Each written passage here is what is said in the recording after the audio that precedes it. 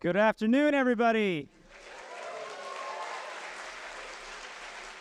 My name is Kartik. I'm one of the co-founders of ETHGlobal, and I'm super excited to welcome all of you to ETHGlobal Waterloo. This is not a conference.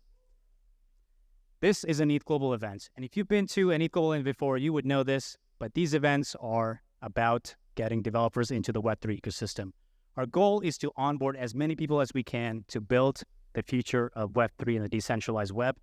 And what makes this different is that this is a hackathon. Our focus is on builders. We care about learning, giving you the opportunity to get help in building whatever you're excited about. And this is a place for you to grow and develop your skills. And most importantly, we believe showing is way more important than telling, which is why everything we're going to talk about and do today and this weekend is going to be showing what we did and not talking about what we built. And we've been doing this since 2017, whether it's in Argentina, South Africa, New York, London, Amsterdam, Mexico, San Francisco, India, Japan, Lisbon, or Waterloo again. All of this has been happening since 2017, and it all started right here in this city with ETH Waterloo. And I'm super excited to say that we're back, excited to be back here for the third time in the last 7 years. So with that, let's get started. There's over 900 attendees here this entire weekend, of which 650 of them are hackers from 29 different countries. And the best part is 47 of them are new developers to Web3. This is going to be one of our best events that brings in most amount of people in this space. People are here from 6 different continents, and it's just constantly incredible to me to see these maps because it blows my mind when I see people all over the world trying to get into this ecosystem. On top of all these hackers, we have 136 ecosystem builders. These are our amazing partners and engineers from the companies and protocols that you're going to use and you like using, and 16 dedicated mentors who are here going to help you with anything that you need. We've already done a lot of these workshops. We're going to do 19 workshops on what's actually happening and how to use different protocols. And because this is not a conference, only 5 talks, all of them happened earlier today to tell you how to think about the next few months to years. And to top it all off, we're giving $250,000 in prizes. And for Canadians here, that's over $325,000. I want to thank 26 of our incredible partners for being the amazing people that make this events happen. So please join me in clapping as loudly as we can for everybody that I'm going to talk about, which is Gnosis Chain, WorldCoin, Airstack, IBCoin, Polygon, The Graph, Filecoin, UMA, XTC, Sysmo, Unlock, Hyperlane, Near, Delve, XMTP, RIS0, EAS, Unsheath, QuantStamp, Compound, Maker, Lit, QuickNote, MetaMask, Highlight, ChainSafe. Thank you so much for being here. They're giving away so many amazing prizes. We're going to talk about all those things. But before all of that, let's cover some key, quick logistics. The goal here is to make sure the next 10 minutes are jam-packed with all the information you need to know to be successful for the next 48 hours. So I want to talk about all the stuff about this venue, all the activities that we're doing, how you can get help, all the prizes, of course, you can win, all the workshops and talks, and how to catch up on all those things. If you're still looking for a team, we still have a lot of options for you, and most importantly, how judging and project submission is going to work. So before all of that, most important note, do not use Wi-Fi hotspots. Why? Because we finally figured out the internet situation, and it's actually pretty good now. And the second you throw down the hotspots, you make the internet slow for everybody else. So if something is not working on your internet, or if it's slow, the right action is to tell us where it's slow so we can fix it, but do not turn on hotspots. Keep that in mind. Let's talk about security. All of you should have your wristbands and a lanyard. Make sure that you have both of those things on you at all times. There will be security at the doors for exit and entry. If you lose it, we will not be issuing another wristband to you, which means that you will not be allowed back in the building. So just make sure you don't lose your wristband. We may issue you a badge, but definitely not the wristband. Do not cut it off. Make sure you have it on. And, of course, do not leave your belongings unattended. We are not liable for anything that gets stolen or lost. Please make sure that you are keeping your personal belongings, especially any expensive stuff, with you at all times.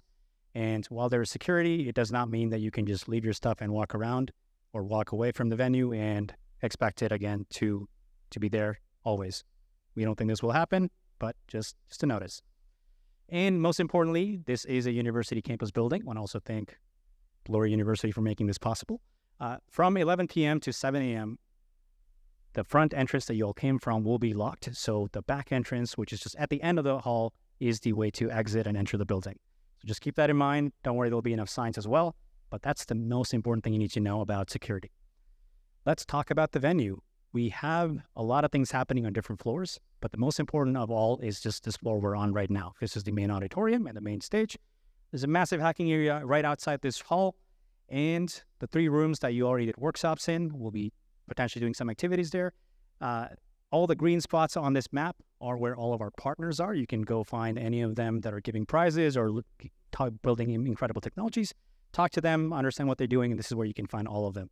You can also, at the my right, top right, bottom right, where the food is, you all probably saw dinner. That's where all the food will be for the entire weekend. And similarly, the venue also opens up to the second floor. There's more hacking spots on the second floor. There's also a chill room where you can just kind of lounge around. There'll be also sleeping areas there, and you have access to the second floor. Those are the only 2 floors that will be open and will be monitored and matter. On Sunday, judging will take place on the 3rd floor. So you don't have to worry about it. It's just that we'll redirect you to the 3rd floor, and we'll talk more about that in 5 minutes and also on Sunday. On top of all of this, there's a lot of things that we're doing. So we already had dinner, but we have a lot of late night snacks. We're going to make sure you're all fed. So at midnight tonight, we'll be giving away poutine for 1.5 hours for all of you that are sitting around. And Saturday, tomorrow night at midnight, we'll be bringing in beaver tails. So make sure you enjoy all of that. And tomorrow, there'll be a massive ice cream truck for 3 hours here, right in the back parking lot. And don't forget to take a selfie. There's a lot of cool things that we're going on. You can get a digital photo emailed to you. We want to make sure all the teams get to see each other and take a photo and have a memorabilia for them after this hackathon, especially the before and after photo. Those are really always fun. And also tomorrow, we'll be bringing on some furry friends. If you want to hold a hedgehog or a lot of other surprise animals, you can find this out live tomorrow. All this is also on the website, and you can see where these things are going to be. This one is in workshop room 1, and that's what the rooms are going to be used for starting tomorrow. All right, most importantly, let's talk about communication. Everything that we're going to be doing and talking about is going to be on Discord, which means that if you are a hacker and you have not connected your Discord account on your dashboard, you will not see all the permissions to access all the channels. Discord is where all of our partners are. This is where all of our official announcements are going to be. This is where we're going to give all the updates around judging, project submission, food, all those things. And this is also where you can talk to any company and ask them for help. This means people who are here or you can find in the building, or some people are joining remotely and helping out and taking shifts across the world to make sure that any of your questions get answered. So keep an eye out there and make sure you monitor Discord. We'll be only communicating with all official announcements there. And all that is also on the website. For a quick reminder, the website is ETHGlobal.com/Waterloo. You can just head over there and you'll see the schedule and everything else that you need to know about this event. The website will remain the source of truth, which means that if something is off track, we'll update the website first and then tell you that things are changing or some things are behind or anything else. And of course, you're in person. Talk to each other. If you're stuck and you can't get an answer on Discord, walk up to the person or the company or the mentor and get your question answered. We really want you to make sure that you take advantage of almost 1,000 of you in this building and really talk and interact and get to see what others are excited about. Let's go into the hackathon. How does the hackathon work? Officially, hacking has already begun. You can start working on your projects. You can work on your projects with up to 5 members. You don't have to have a team. You can work individually if you'd like. It's just always better if you have more support because of the time constraints. You can work with them and have maximum 5 people. You have the next 36 hours to hack, and submissions are due at 9 a.m. on Sunday. The rules are simple. Anything that you're going to be submitting on Sunday must have been worked on during the hackathon, which means everything you're doing should be done from scratch. You cannot add features to some personal project they've been working on already, and only people who have been RSVP'd and came in are allowed to submit and are eligible for any prizes, which means that if you had somebody who couldn't make it and they're still listed on your team, they'll be automatically removed in 2 hours from your page.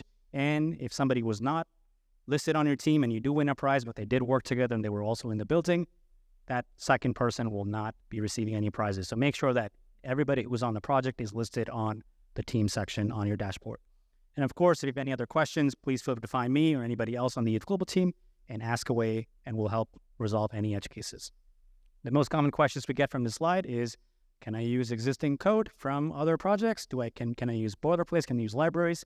Yes, you can fork anything that's already open source, but you cannot reuse your own personal project. So if you want to use something like Scaffold ETH or fork a front-end interface for existing DeFi app, all that is allowed and okay, but you cannot use your own project and work on it and add more features. And there's a lot of stuff that's happening for beginners and people of all skill sets. So don't be afraid, because half of you are already new to Web3 and want to make sure that we make you feel welcome and we help you with anything that you need. So don't be intimidated by anything. There's a lot of resources we put together on the Info Center page on your dashboard. You can see anywhere from recorded workshops on how to use different protocols to just copying GitHub repos that already do half the things for you from existing boilerplates. And of course, everything that we did today, which is all workshops and talks, were recorded. So if you missed anything, or if you want to pause and you were there and you forgot what they wrote down on the CLI, just go to ethglobal.tv, click on any of those workshop rooms, and just go rewind and watch the video and pause it as you please. You can catch up on all of that and thousands of other videos on how to use different protocols on ethglobal.tv and ETHGlobal YouTube. And the most important piece is, if you are still looking for a workshop or team, there is going to be another session right after I stop talking in an hour. That's going to be a lot of talking in workshop room 1. And we're going to get all the people who are still looking for a team or looking for somebody to join their team to kind of meet, and we'll help all of you find a project or get an idea or meet others who can help you build a project for this weekend. And the most important thing in terms of getting help is our mentors. There's 16 of them here. You can find them by this jacket. Grab anybody wearing this jacket. They're dedicated to help you with any of these questions, technical or otherwise. So if you need any help and you can't get any answers, find anybody wearing this jacket and ask them your questions. They'll be able to answer anything for you, whether it's about front-end, back-end, smart contracts, security, you name it. We have support for all of this. And this is also 24/7, so you can expect the same thing at 4 a.m. and 4 p.m. Now, let's go into judging. Also, I put it super quiet, so am I like, is this making sense, or are you guys excited? Come on, you gotta give me something. There we go. I know a lot of your students, but it's unusual to pay this much attention, okay? If you can remember one thing from the last 15 minutes, 9 a.m. is the only deadline that matters. Sunday, 9 a.m. is when we're going to expect hundreds of projects coming in, so please make sure that you are submitting your projects on time. And when that happens and after that happens, there's going to be 2 types of judging that's going to be important. There's a main judging track and a partner judging track. Both of these things are happening in parallel, and you will have to make a choice on which one you want to go for. What's the difference between these two? It's simple. If you pick the main judging track, and all this thing will be on the project submission form, you choose to be part of the top 10 finalist teams and also our prizes for the partners. If you only pick the partner judging track, then you only are qualifying for the prizes. If you only pick the partner judging, you have to go up to each of the partners and demo what you built to each of them. So if you want to qualify for 4 different prizes, you have to do 4 demos. If you do the main judging for the same 4 partner prizes, you're going to have to do 4 of those demos plus 1 other one on the 3rd floor. That means choose wisely on what you want to optimize for. Don't pick 20 projects and 20 prizes. It's not going to work out well for you. And we're going to cut off judging on the time that we have, which is 12:30. But it's going to scale accordingly to the number of prizes you want. All of that is just on the parallelization. The only thing that you want to keep in mind for all these pieces is you have to make sure that you don't forget to specify what prizes you want to qualify for, because if you don't do that, there's no way for us or anyone else to know what you wanted to do. So make sure you select the right prize and make sure you go to each of those tables for all of our partners and present it to them. They will already know and will be expecting you. And you can do this thing out of order.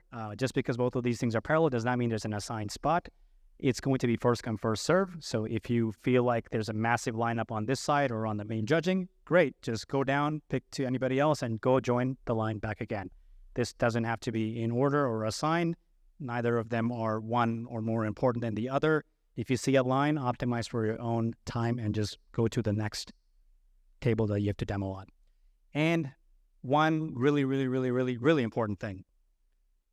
The selection of your prize is going to be based off of the quality of what you submit, not the demo, which means that it's not just enough that you do a demo on the table that works really well. You have to put all the details in on the submission form. You have to describe how you did something, what it does under the hood, have enough screenshots to explain what's going on. And that is going to be the primary thing that we'll be looking at in addition to whatever you demo to them. So to make sure that you keep all of that in order and efficient for yourself, we'll give you some guidelines. You will have 4 minutes to demo for each partner and the main judges. So if you have 5 projects, or if you have 5 partners and you want to do main judging, you have to do 6 times 4. That's how much time you're going to have to spend on judging. And we really recommend that you record a video of your demo just in case something goes wrong, so you can at least play it while you are trying to fix it live.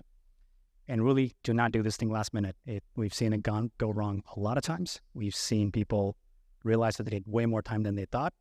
You will be able to see what the whole form looks like tomorrow morning. Just check out all the tabs and just be prepared for what you need to write up and the details that you need to give to really tell us what prizes you want to go for. And all that is happening on your dashboard. So as long as you're logged in, you'll be able to see all these things, and we're going to remind all of you a lot. So I'm nearly done with all this. Before all of the logistics are wrapped up, I want to talk about the code of conduct. This is an in-person event. We want to make sure that everybody follows the same rules. And you can check out all the rules on ethglobal.com/rules. There's a couple of things that matter. First of all, in summary, please be respectful for each other. Harassment will not be tolerated in any form. If you feel like somebody's treating you or somebody else unfairly, tell us about it. We'll take immediate action. And it's not just about harassment or respect. In terms of the rules, anything that you build here is solely owned by you. You will own all the IP, so no partners, not us, not anybody else, no the university has any rights to anything that you create here. Each of the team members are equal owners of everything that you built. And if you need any help, if you have any other questions that we haven't answered, ping us on Discord, ping us here in person, find us after 10 minutes after I'm done, and we'll be able to answer all these things for you. All right, those are all the logistics. Let's get the rest of the show started. So what I want to do now is bring on some amazing partners up here on stage to tell you more about who they are, what they're excited to do, and why they are excited to talk to all of you and be at this event. So without further ado, I'd like to bring on our very first partner, which is Penrin, to talk about WorldCoin. Please give him a big round of applause.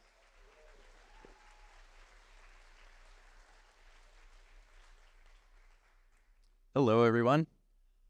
I'm Penrin, or Ian. I do developer relations at WorldCoin. So here to talk a little bit about WorldCoin, a little bit of information on our bounties, things like that. So WorldCoin started out as a project that wanted to give everyone in the world a little bit of cryptocurrency to introduce them to the digital economy. Problem is, how do you know who or what is a real and unique person? Basically, a Sybil resistance problem. We need to make sure that everyone who gets a little bit is a real person, and that each real person only gets their fair share. So to solve that, we built World ID, our privacy-preserving proof of personhood protocol. World ID makes sure you're real when you get verified at the orb. It checks your unique iris code, a representation of the entropy of your iris, and verifies your World ID, your self-custodial identity stored on your mobile device. This orb has gone through lots of different revisions since early 2020, when it began development. And within World ID, you can have multiple proof of personhood credentials, while the orb is sort of the gold standard, highest certainty that you're a unique human. We also support verifying with a phone number, right? Simple way to prove that you at least have that, although it's a much weaker proof of personhood credential. And we'll be adding support for more and more proof of personhood credentials over time. And it will be a completely open protocol where anyone can make attestations to the fact that you are a real human. World ID is privacy first, it's decentralized, and it's open source, right? We don't collect any personally identifying information. We don't ask your name. We don't ask for your email. We never ask to see your ID or anything like that. It's decentralized progressively, and it's open source right now. All the smart contracts are open source. The developer portal, our front-end SDK, everything like that is available on GitHub right now. There's lots of different use cases for World ID, right? Sybil resistance is a problem that affects a broad variety of different things, right? So social media, you want to know this account is a real person and not a bot. Customer incentives is one that I personally like a lot, because if you can be very confident that someone's a unique human, right? Maybe you give them a 25% discount on their first order. Whereas if they're just phone verified, you can be a lot less certain, but you want to give them something, so you give them a 5% discount on their first order. World ID is super easy to integrate. I gave my workshop earlier, but if any of you want to learn more, I'm more than happy to talk to you at our booth. We have template repositories available on GitHub, right? There's two main ways to use World ID: sign in with WorldCoin and anonymous actions. Sign in with WorldCoin, your identity is specific to the context of that app, and they can know that you're a real human without needing to know anything else about you. And anonymous actions are really useful for Sybil resistance, both on and off chain, and as well have that proof of personhood. So we have $20,000 worth of prizes, $5K to the best overall, $2,500 each to best governance app, most creative, best AI use case, best sign in with WorldCoin app. I made a slight typo here. We have two $1,000 honorable mentions and then a $3,000 prize pool split among all of the submissions that implement World ID correctly. We have early access to our SDK for hackers. You can also get access to this at our booth, because right now we're still in beta and there's still a waitlist for the SDK. So you're getting a nice little reward for being here at the hackathon, and you can continue to use this after the hackathon as well. I'll leave that up for a little bit longer because I still see phones. All right. And then this link gets you access to a bunch of different resources: our documentation, our developer portal, those template repositories I mentioned, information on our bounties, and how to contact us if you have any questions. Thank you. Amazing. Thank you. All right, next up, I want to bring on Dash to talk about Gnosis Chain. Please give Dash a big round of applause. Here we go.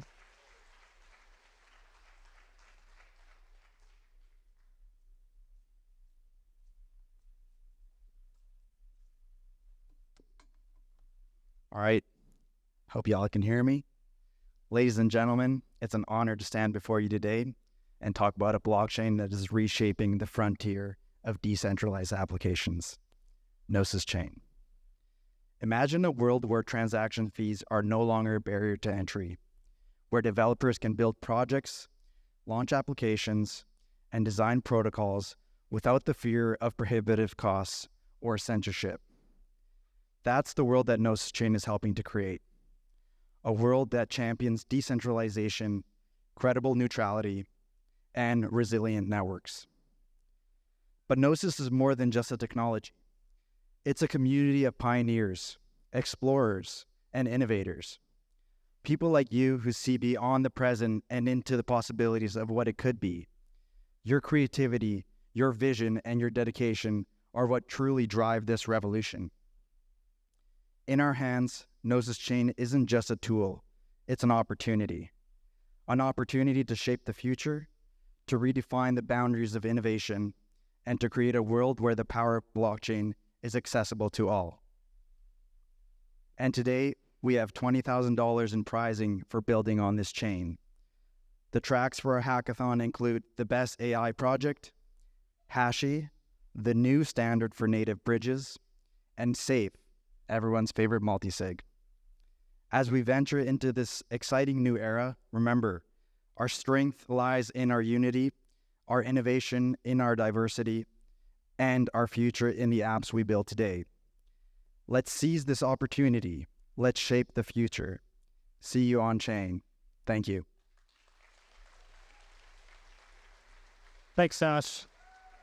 Inspiring words. All right. Those were two of our amazing partners. And when we looked at all the information about who's coming here and what they're excited about, we realized that there's a lot of you who are just getting into the space and wanted to understand what could be possible. So to make sense of all of that, we decided to do a really interesting talk.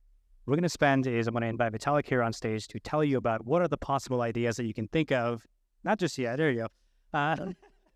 We're going to focus the next 30 minutes on things that you should think about building in the space where we see there's a lot of progress that could be made, a lot of things that could be made better, and things that are just not getting the attention that we'd like to get. And all of that should help you get some ideas for your hackathon projects and hopefully even other bigger projects that can turn into more than just side projects. So without further ado, please welcome Vitalik on stage.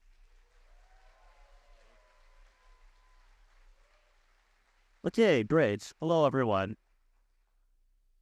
So today, I wanted to give a talk about some things that I've talked about in various contexts over the last year or so. But basically, the focus is on like what kinds of things really does it make sense to start working on right now, and what kinds of things are actually really accessible to people that are like just getting into the space right now. So the big picture to me is that Ethereum's 2 decades, basically the last 10 years, are solving problems in theory, right? So a lot of discussion around switching from proof of work to proof of stake, a lot of discussion around improving scalability, a lot of discussion around solving privacy problems, around improving security, various other things. But it was still fairly theoretical. The number of people actually using, the blockchain is fairly small for most of this period. But then the next decade needs to be much more of a focus on, solving very concrete problems that people in the real world have. So there are very many users of, Ethereum, crypto, all of these things already today, right? But I think the way that it looks to me is that in many places, very few people have found a use for Ethereum or other blockchains, aside from trading digital monkeys. In many places, very many people have found uses for it, but they're largely using centralized exchanges. Just telling a story, this picture, minus the anonymous masks to protect other people's privacy, is from my trip to Argentina back in 2021. And I remember visiting, and I remember just seeing the really huge Ethereum community, crypto community more general, developer community, just the sheer number of people using ETH, using all kinds of cryptocurrencies to save money, which is actually a really big need for them because of the currency situation in the country, and even people just accepting it for payments, right? Like, I just randomly walked into a coffee shop, and it just happens. The guy just happens to, know a lot of things about cryptocurrency. He happens to have a Binance wallet, and I asked, like, hey, can we pay with ETH? And he said, sure. So huge amounts of adoption, but there's a catch. And the catch is that even though there's a huge amount of crypto adoption, a lot of it is like actually Binance wallet adoption, right? So basically, lots of people who are using, both Ethereum and other crypto things, they're actually using it through a centralized intermediary. Now, why are they doing this, right? So centralized exchanges are cheap, meaning if you want to just, send someone money inside one of these, a centralized system, you have zero fees. It's convenient. In particular, payments are instant. Binance to Binance transfers instant. When I paid out of an Ethereum wallet, the transaction took, I think, something like 2 to 5 minutes to confirm. And now this is actually something where we have made some improvements, right? So who here has used Ethereum before 2020? Who here has used Ethereum in the last 6 months? Who here possibly has noticed how it has become somehow much easier to get transactions reliably confirmed quickly. This has happened because of 2 protocol changes. One of them is something called EIP 1559, which is this very kind of weird economic technocratic thing that has a lot of interesting math behind it. But the basic thing that it does is it changes the fee market so that instead of requiring a fixed amount of transactions in every block, the blocks are allowed to be bigger and smaller and kind of adjust to very short-term changes in demand, right? And instead of keeping a constant block size, the protocol keeps a kind of constant transaction fee, or what's called the base fee within a block, and that adjusts over time, right? So because of this, instead of a transaction taking some random amount of time, that's often minutes, a transaction can be included in about 1 or 2 blocks. And then what the merge did is, as a weird byproduct of statistics and the difference between Poisson distributions and getting a block every 12 seconds, it turns out that the average amount of time you have to wait until your transaction gets included into a block is divided by 2. It's only half as much. So if everyone here is in math, proof assignment, prove it. Due date 72 hours from now, go. But the point, so like Ethereum has made a lot of strides on this question already, actually. But when I was in Argentina at the time, the merge had not yet happened. EIP 1559 had happened, but the wallet I was using did not yet support it. And now that wallet actually does support it, right? So centralized exchanges are cheap, convenient, protect the user from mistakes.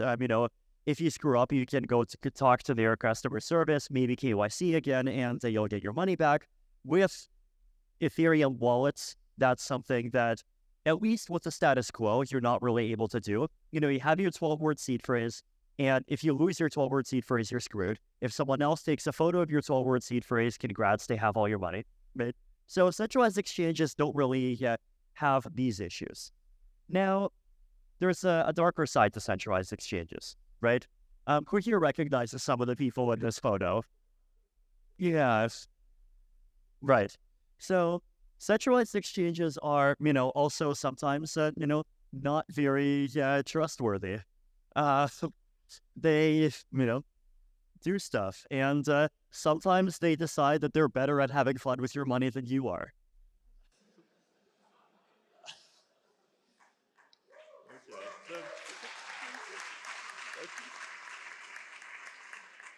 Okay. So how do basically, this is a space that is all about decentralization. What is decentralization? We are building systems where you cannot be rug pulled, right? Now, there's many kinds of being a rug pulled. There is, having all of your money stolen from you. There is being locked out of a PayPal account and them holding your money for 180 days with no recourse.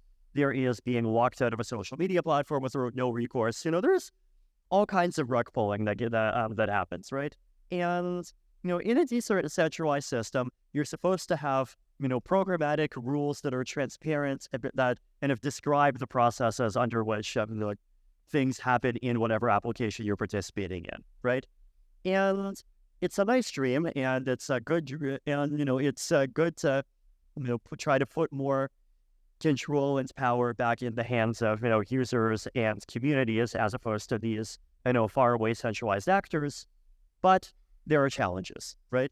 So I think some of these challenges are kind of the fundamental philosophical challenges, but some of these challenges I think people don't appreciate the extent to which they are technical problems that can be technically solved. They just haven't been properly technically solved yet, right? So one is scalability and fees, right? So when I paid at that coffee shop in Buenos Aires, the transaction fee was like something around $3 or $4, right? If it was a Binance to Binance transfer, it would be $0. Now, back in 2013, I remember there was this movement that was really trying hard to get people to accept Bitcoin as a consumer merchant payment mechanism, just for people to pay in restaurants, pay in coffee shops. In Berlin, there was even this district, Kreuzberg, where people made this movement to convince a huge amount of restaurants in one region to start accepting Bitcoin. This was called the Bitcoin Keys. I actually went to a couple of these places back in the day. There was a burger place. There was this nice vegan restaurant. There were a couple of other ones. And there was this really lovely movement. But then that died down over time. Why did it die down? Basically, it's just transaction fees, right? Back in 2013, the main pitch for why you're supposed to accept Bitcoin instead of accepting credit cards is credit cards charge 2.9% on every transaction, right? actually PayPal charges 2.9% on every transaction. For international payments, PayPal actually charges 2.9% plus 3.9% plus more on foreign exchange fees. It might have changed. It might have changed since then. I actually don't know, right? But this was like the pitch back then, and it was true back then. And the problem is that, like, well, the whole fees being low thing basically stops being true, right? So that's a deal breaker, right? Like, lots of applications that are totally fine and that make a huge amount of sense if the transaction fee is negligible stop being true if the transaction fee is $8.43. Who here is interested in using alternatives to Twitters? Who here would be interested in using alternatives to Twitter if registering your account on that alternative cost $8.43? $69.12. $384.41. Okay. So, we got some true believers, which is good, right?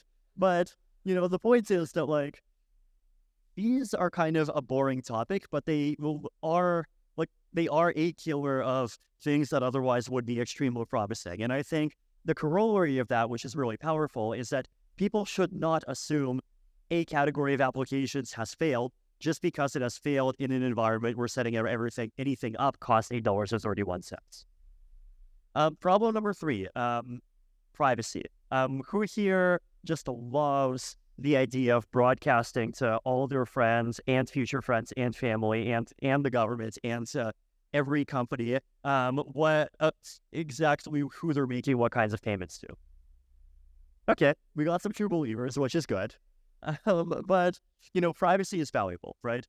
So the other challenge is kind of making all of these happen while keeping Ethereum recognizably Ethereum, right? So what I mean by this is that there's lots of different groups in Ethereum that are building lots of different stuff. And that's good. That's beautiful. We have an open ecosystem. It's, we have lots of groups operating independently. And it's possible for new people to come in and start building independently without asking for permission, without, you don't have to apply for an API key. But one of the challenges is that there's, there is the possibility that, like, things end up branching off into totally separate systems that don't really kind of intersect with each other and that look very different and that have very different properties from what already exists, right? So good scaling is being able to do what you do now, but paying 10 or 100 times lower transaction fees.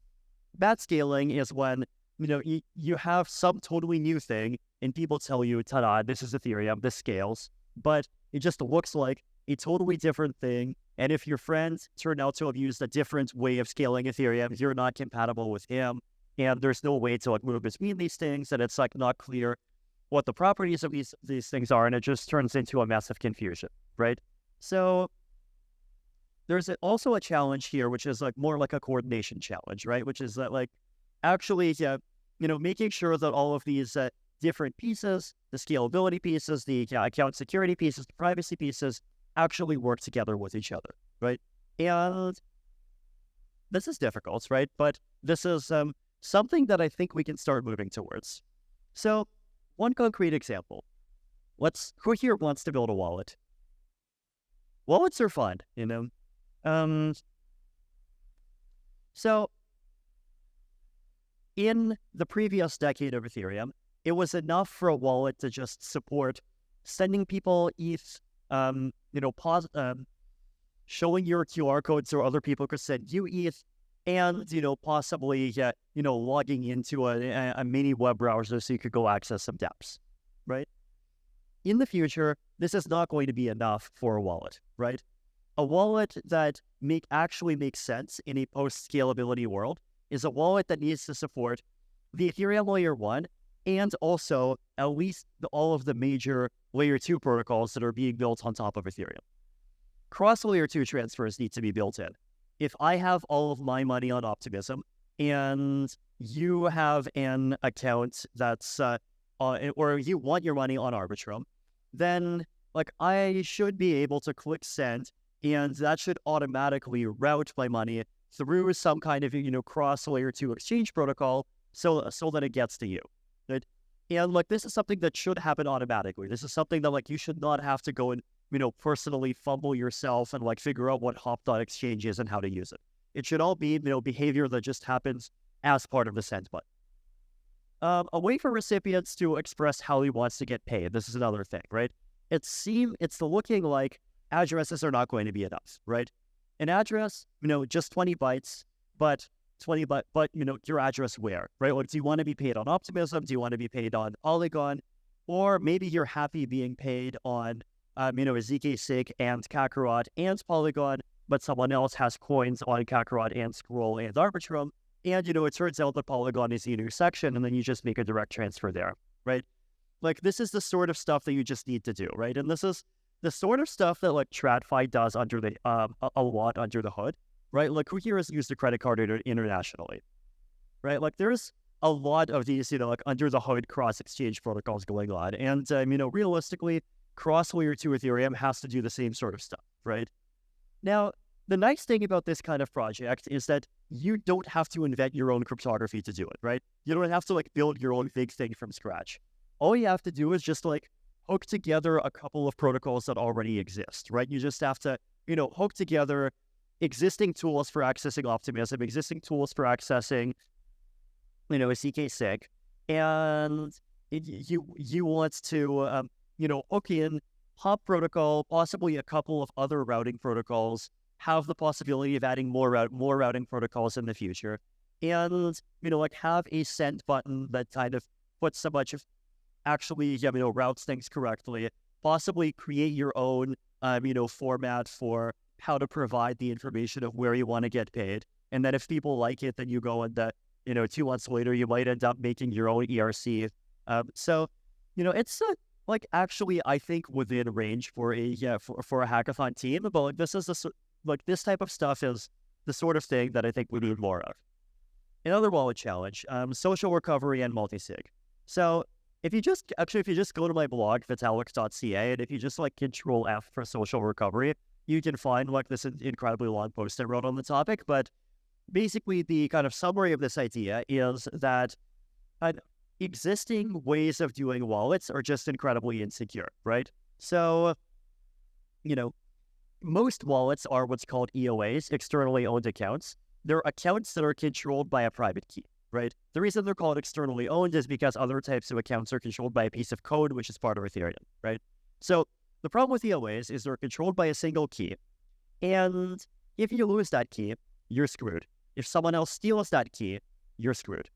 If you make multiple backups of your key to reduce the chance that you're going to lose the key, that increases the chance that someone's going to steal you, right? So, it's actually not a very good design for a huge number of people, right? I mean, honestly, it's not even sufficient for me, right? Like, I keep my money in, multisigs. So what is a multisig? It's a wallet where there's multiple keys, and you need some portion of the keys to move the money. Social recovery is a kind of a closely related concept. Basically, you have a wallet that has one key, but there is a set of backup keys that are going to be owned by other people, and that set of backup keys has the ability to change the main key if you lose it, right? So social recovery protects only for loss, not against theft. Multisig protects against the loss and theft. The advantage of social recovery is just because you only need one key to sign transactions normally, it's easier, right? So social recovery is good for like a hot wallet, and multisig is good for like a cold wallet, right? Like multisig is great for, like storing your life savings, for example, but you don't want to store your life savings in something where the stuff that's needed to just drain all of your money away sits on one device, right? So making a wallet that's like actually good at supporting this. And then privacy. So privacy is also an important challenge, and don't want to get into this in detail, but there's a lot of like really fascinating privacy technology that's really worth worrying. So identity, right? So ENS on layer 2 is happening, right? So ENS, we're here house at dot today. Yay. So it's like, a big part of the emerging Ethereum identity layer, right? If you want to have a name and you want that name to be decentralized and to like really be controlled by you and not sort of be dependent on some other entity, then, ENS, decentralized system on top of Ethereum, it is the way to do it. Now, one of the problems with ENS is that it's expensive, right? Now, there is the registration fee, there is the $8 a month, and that's about as large as, regular DNS fees.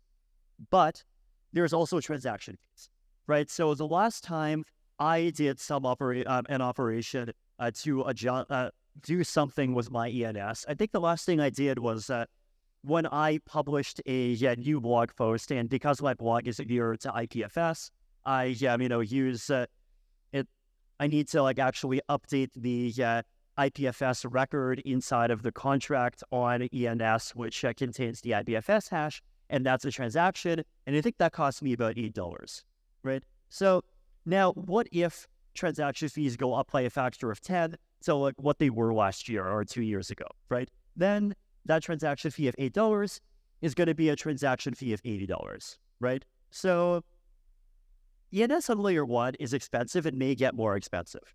ENS on layer 2 is a solution, right? We're doing layer 2s. Layer 2s are scaling, but we want Ethereum to we want applications that people actually use to actually benefit from the scaling, right? And there's lots of hidden assumptions throughout the Ethereum ecosystem that kind of assume that you're on layer 1.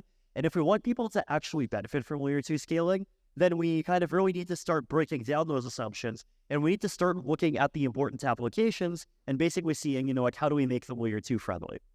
So this is a screenshot from something called opsinames.xyz.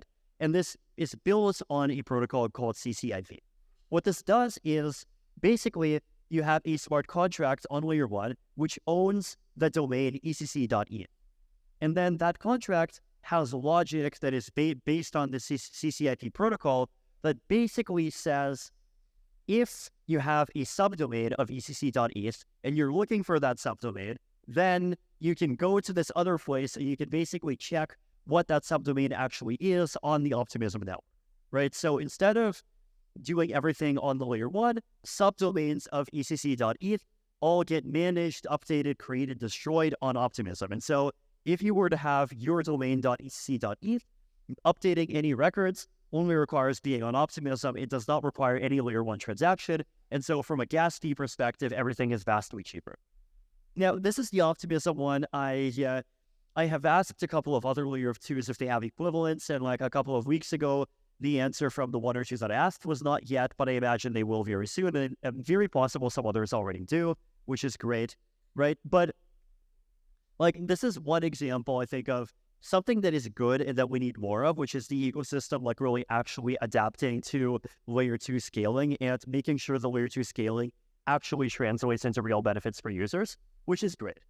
Now, other things in Ethereum identity, right? So this is an application called ZooPass. Basically, it was developed at Zuzulu, which was this sort of experiment in the spring in Montenegro, which tried to basically create a kind of pop-up sort of mini city that combines, Ethereum and zero knowledge tech and a couple of other themes.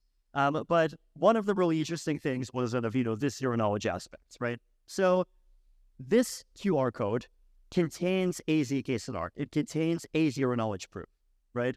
And that's what that zero knowledge proof says is it proves that I am one of the residents of Zulu without revealing which one I am, right?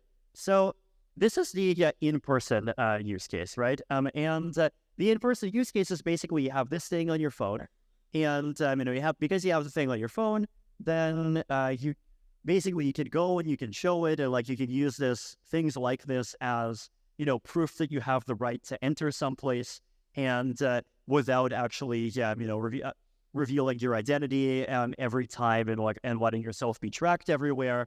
It's the sort of thing that really ties into kind of a lot of e-government stuff, except it allows you to do it without compromising privacy, which is unfortunately the default that a lot of these schemes end up running into. And there's also an online component, right? There's applications like Zoopal, for example, where basically you log in with ZooPass, and so only Zoozaloola residents were able to log in, and you're able to get one account. So you're able to make one vote, right? It's a polling system. Anyone can start a poll. Anyone can vote on a poll. You're able to make one vote without revealing who you are, but at the same time proving that you are a legitimate voter and that you can't make more than one vote, right? So it's a privacy-preserving voting system that is anonymous, but at the same time, it ensures that the Kremlin can't go and vote 58,200 times. So this is, basically, I think there is like a big story here, which is that with cryptography, we actually do, have the ability of giving people very high levels of privacy and anonymity, but at the same time, for actually achieving a lot of these, security gains that, the sort of pure, trying to achieve, anonymity by doing no verification at all is not able to achieve, right? So we can get like more privacy and more security at the same time. And this is also kind of like part of, the growing Ethereum identity stack. Other attestation protocols, this is the Ethereum Attestation Service, EAS. So you can also make off-chain attestations about things. And these are real like systems that are increasingly talking to each other, right? So we have these tools, right? We have names and names that are becoming cheap. We have a growing list of really fascinating ZK tools and growing usability for those ZK tools. We have off-chain attestations. We have on-chain attestations. What can we do with all of this?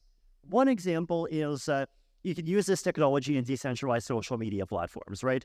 So lots of people want to use a Twitter alternative. Who here wants to make a Twitter alternative? Okay, no, that's good. It's actually better not to have too many hands because we don't want to have too many Twitter alternatives where each one only has 50 people on it. And, at some point people just get bored and go back to Elon land. But the, Farcaster exists, Lens exists, a couple of others exist too. And you can, some of these are starting to, integrate more and more of these Ethereum features, right? So with Lens, we can use your existing ENS name. Farcaster, I think, is going in the direction of ENS integration with CCIP. And then the other thing you can do is instead of trying to copy Twitter, you can try to do some totally new thing designed for new use cases, right? So one of the concerns that I have with kind of this old Twitter approach that everyone is taking is that, it's standard startup advice that if you want to make something that really takes over from an incumbent, you can't make something that's 1.1x better. You have to make something that's 10x better. You have to you can't just appeal to niche ideological appeals. You have to create a whole new category of activity, right? Facebook did not kill MySpace by copying MySpace. Twitter did not copy Reddit. And if we think about what is the biggest new social media thing that actually has taken over very recently, well, realistically, it might be TikTok, right? So that's TikTok is not just a different way to yell to us in 80 characters, right? And so one other way to think about the social media problem is okay, let's create something that's Web3 native, that is decentralized, that has these kind of open and transparent rules that are executed within the software, but that is designed for some other use case. One interesting, very natural use case is kind of discussion and governance within communities, right? So existing DAOs are a good potential user of this, and possibly even new communities that wants to kind of turn into, communities that use various Web3 tools to organize themselves could also be a nice use case. So why? Alternatives to opaque centralized mechanisms for some aspects of moderation, right? So anti-spam, proving that you're a human and not a bot. Lots of Ethereum-based reputation stuff that can be used for this already. Just having an existing address on chain requires you to have paid a transaction. That's a significant degree of anti-spam already, right? Okay, if you look, so there's this website called buyaccs.com, right? It's probably worth just making it transparent. It's BUYACCS.com. You can go and just buy Google accounts, Twitter accounts, and all kinds of things, right? And they accept Bitcoin and ETH for payments, so it's all great, right? And the average cost of an account on these is like somewhere around $6 or $7, right? So like this is what the spammers are paying, right? And I mean, this realistically, the spammers have like far better tools than this, right? So if you're in like having a new account on Ethereum that has paid a transaction fee, like right now, that's like already, better anti-spam than what social media networks, or as good anti-spam as what social media networks are providing, right? And then on top of that, you can look at like, do people have, posts? Do people have some kind of proof of humanity stamp? If you want to integrate WorldCoin, have people scan their eyes. Like I guess my opinion for that is like that should not be mandatory, but an option, why not? If people want to, you could use some kind of function over all of the different identity things that people have. You can use EAS attestations. With ZooPass, you're able to make zero-knowledge proofs that prove things about what are called stamps, which is kind of a POP or kind of an attestation system that exists within the ZooPass system. And like you can prove things, you can prove some function over the stamps, what stamps you have, without revealing everything about yourself, right? So there's like a lot of alternatives for like anti-spam that you can combine together that are like very Web3 native even today. Reputation, like helping users identify, which accounts are worth listening to and which accounts are not serious. Also, just another benefit, the user owning their identity and identity being portable, and the connections you make within the system being something that's easily portable if you want to switch to another application. Better tools to protect against bad actors while preserving privacy. I wrote this post on privacy-preserving applications on Zcash and ARPS about a year ago, and one of the really fun ideas you have here is you could have a message board which is anonymous, but at the same time enforces a rule that says that each user basically has a limited amount of reputation, and if some moderation system, which could be anything, could be centralized, could be decentralized, could be downvotes, could be whatever, flags some particular post, then, you lose 1 point and your account can only survive for as long as you still have points, right? So, like, you don't have to choose between being, totally transparent and being 4chan. You can, like, literally explore every single point along the spectrum, right? So a lot of, like, these very powerful new possibilities become available because of zero-knowledge proofs, and, like, I, highly encourage people to try to, like, look at and explore these kinds of things. DAOs.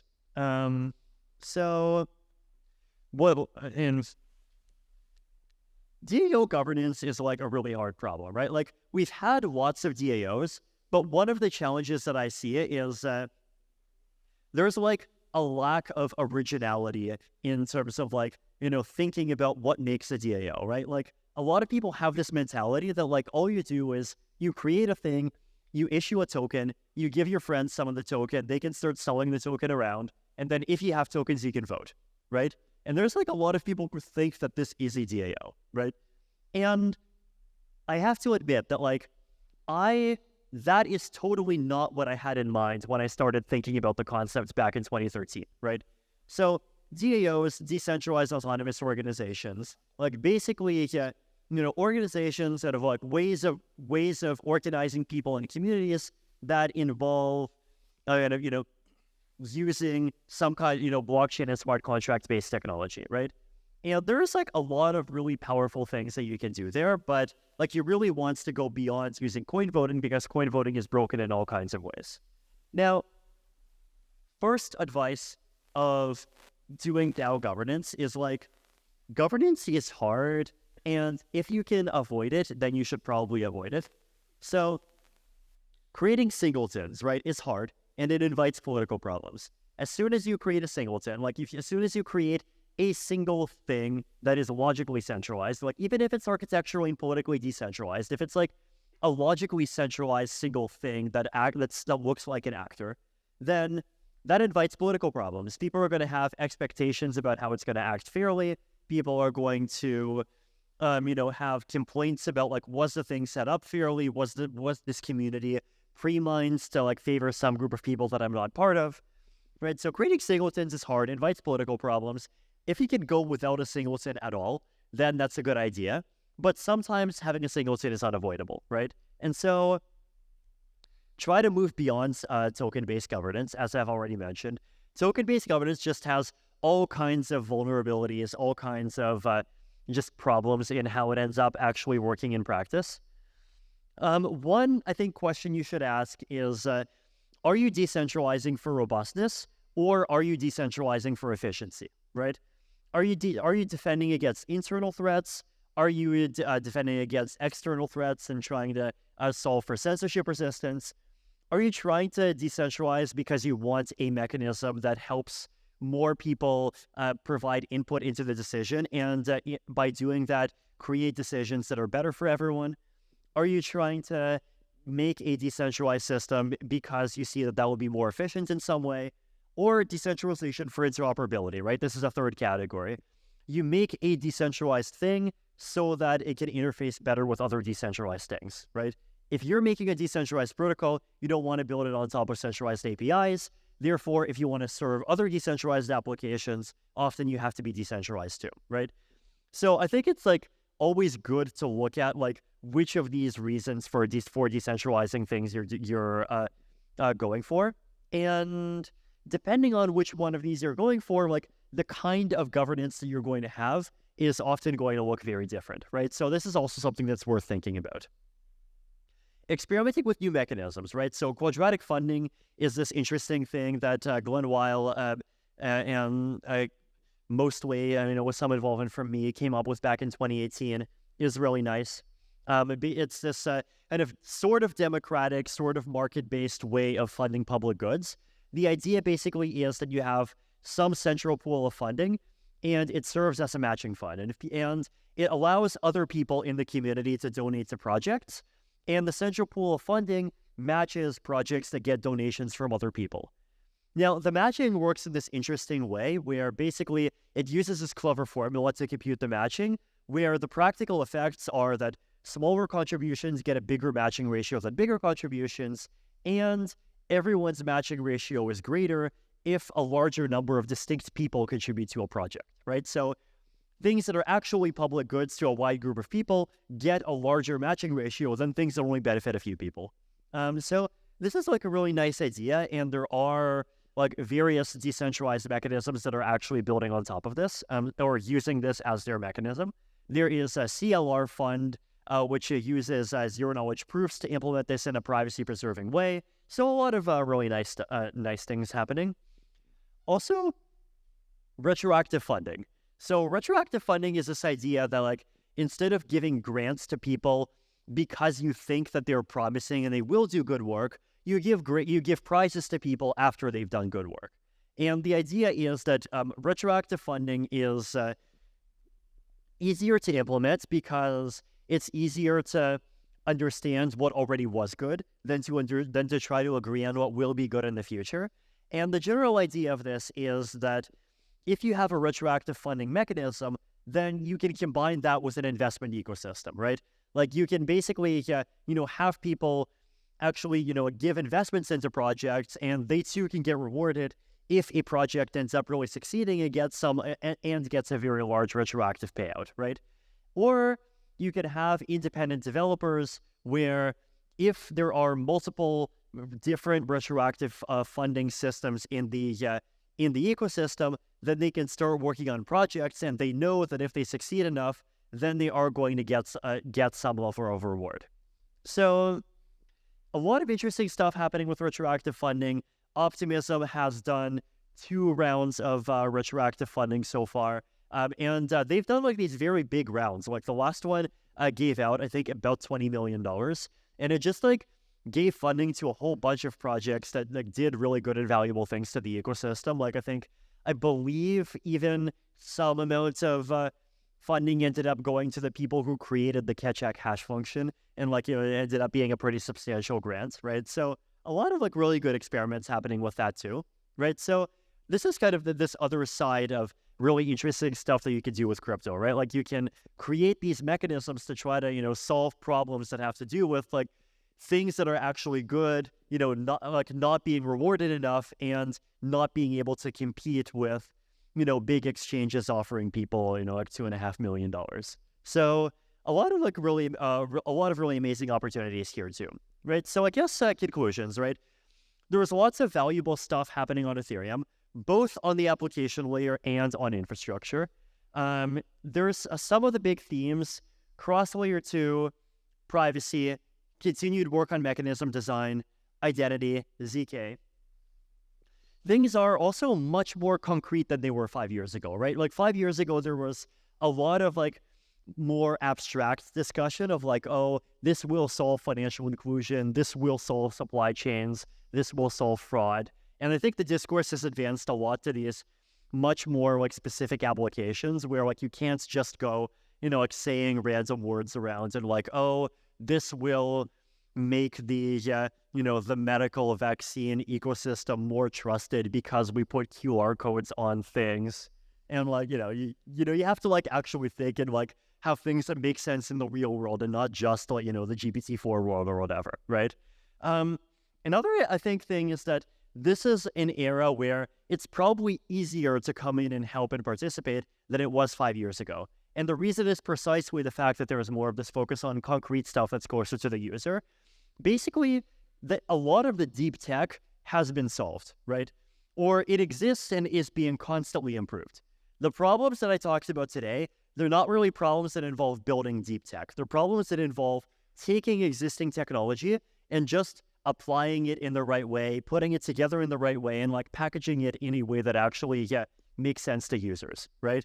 And this is the sort of stuff that the ecosystem, really needs right now. And so, if people wants to work on any of this, then, I'd be, very, happy to see the results. So, thank you. Just give the mic to. Oh. Amazing. Well, hope you enjoyed that giant brain dump of ideas you can work on. And there's a lot of people that actually already talked about doing some of these projects as you were filling out and signing up for this hackathon. So you can get a lot more feedback here from our mentors and all these things. And everybody in the audience and everybody who's watching this live stream, especially a whole new bunch from Nigeria. Hope you enjoyed this talk. All right. Next up, the last thing is prizes. I want to quickly list off all the amazing prizes that are being given off from all of our amazing partners. And just to summarize, over 325,000 Canadian dollars in prizes to be given away this weekend. And the gist of it is that you just heard about Gnosis Channel WorldCoin giving 20,000 each. We also have Airstack, ApeCoin, Polygon, The Graph, Filecoin, and UMA giving $10,000 in prizes each.